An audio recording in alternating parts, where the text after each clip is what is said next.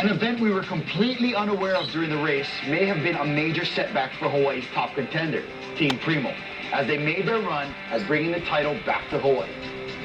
At the first change, it was unfortunate that we had a little incident where one of our guys dislocated his shoulder. Peter Konahia was going to get into seat 2, and the canoe moved as he got in, and he dislocated his shoulder immediately. And he actually found a way to get in the canoe, and I was sitting in 3, so I saw this. He was trying to pop his shoulder back in, and I'm watching this as I'm paddling, thinking, okay, here we go.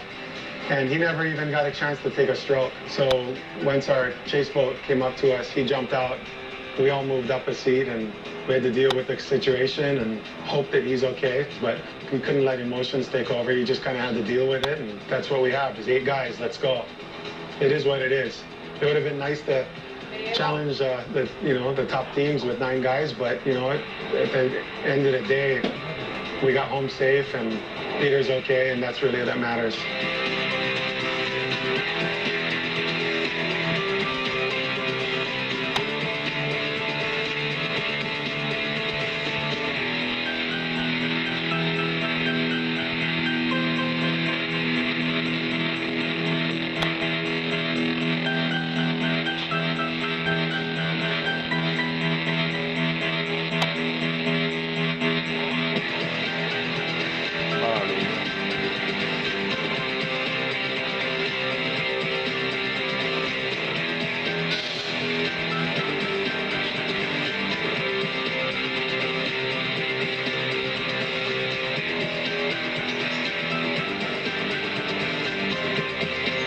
The trade winds really picked up in the KV channel today, much to the delight of these paddlers.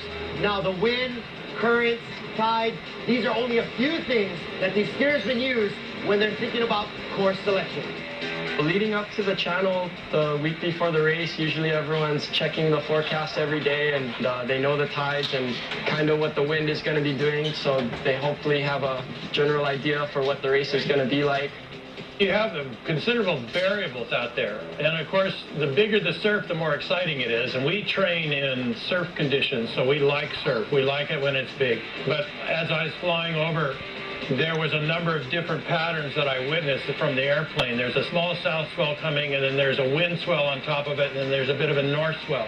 When you get off of the end of Lau Point, all this stuff converges with the addition of escort boats and all the chunk and chop that they can bring.